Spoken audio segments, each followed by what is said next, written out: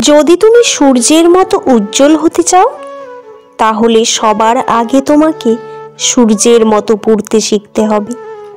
স্বপ্ন সেটা নয় যেটা মানুষ ঘুমিয়ে ঘুমিয়ে দেখে। স্বপ্ন সেটাই যেটা পূরণের প্রত্যাশা মানুষকে ঘুমোতে দেয় না। জীবন ও সময় পৃথিবীর শ্রেষ্ঠ শিক্ষক। জীবন শেখায় সময়কে ভালোভাবে ব্যবহার করতে, আর সময় শেখায় জীবনের মূল্য দিতে।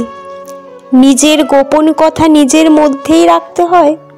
ভালোবাসার হাত যতই বিশ্বস্ত হোক না কেন, স্বার্থের আঘাত পেলে মানুষের রূপ বদলাতে একটুও সময় নেয় না।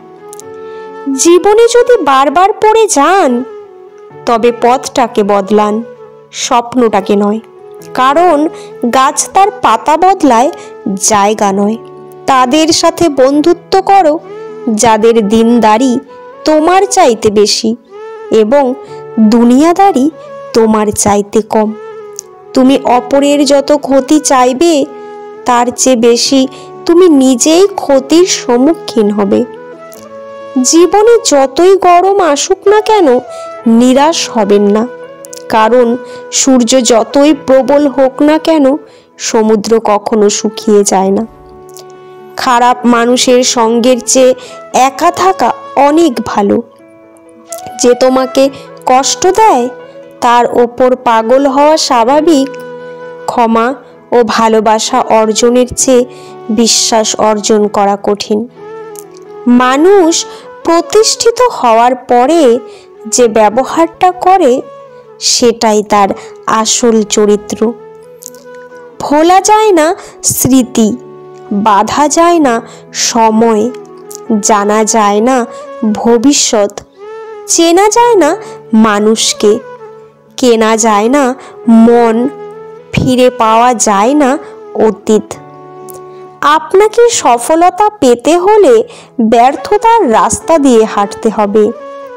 শিক্ষা মানুষকে উন্নত করে, আর অসুস্থতা মানুষকে মানসিক দিক থেকে পঙ্গু করে। তুমি অপরের যত ক্ষতি চাইবে, তার চেয়ে বেশি তুমি নিজেই ক্ষতির সম্মুখীন হবে। এটা ভেবো না কে কখন কোথায় কেন বদলে গেল। শুধু ভেবো ও কি দিয়ে গেল আর কি শিখিয়ে গেল। হাতের রেখায় মানুষের ভাগ্য থাকে না, মানুষের ভাগ্য থাকে তার কর্মে। আপনি জীবনে যা কিছু অর্জন করতে চান, তার সময় মতো অর্জন করুন।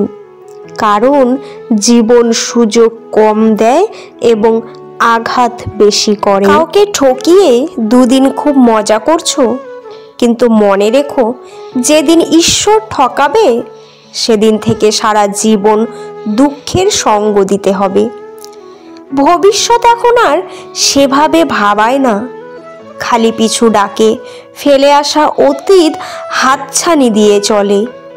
আমি মাংসিত বর্তমান। আমরা প্রত্যেকে যোগ্য ব্যক্তি খোঁজার চেষ্টা করি, কিন্তু কেউ যোগ্য হওয়ার চেষ্টাই করি না। জীবনে ধাক্কা খাওয়া খুব দরকার। যত বেশি প্রতিকূলতা ও কষ্ট পেয়ে আপনি বেড়ে উঠবেন, তত বেশি মজবুত হবেন। জীবনের আনন্দ এখানেই। ভুল থেকে নতুন কিছু শেখার নামই হচ্ছে জীবন। যে ভুল করা থেকে কিছু শিখবে, সেই বাস্তব জীবনে সফল হতে পারবে। সাফল্য চাইলে সাফল্যকে লক্ষ্য বানিও না। তুমি যা করতে ভালোবাসো সেটাই করতে থাকো। সাফল্য নিজেই ধরা দেবে। তুমি তোমার আসল ক্ষমতা ততক্ষণ অনুভব করতে পারবে যতক্ষণ না তুমি সবচেয়ে বড় দুর্বলতার মুখোমুখি হবে। পৃথিবীতে যা কিছু ঘটে তার সব কিছুরই কোনো না কোনো কারণ থাকে। তাই ছোট পরিস্থিতি থেকে ভেবে কোনো বড় সিদ্ধান্ত নিও না। টাকা পয়সা না থাকলেই কখনো গরিব হয় না। প্রকৃত গরিব তো সে যার একটা সুন্দর মন নেই। সফলতার 9টি ধাপ। চেষ্টা করো, আবার চেষ্টা করো, আরও একবার চেষ্টা করো, আরও ভিন্নভাবে চেষ্টা করো, আগামী দিন আবার চেষ্টা করো। চেষ্টা করো এবং কারো সাহায্য নাও। কাজটি করতে কোথাও সমস্যা হচ্ছে সেটি বোঝো।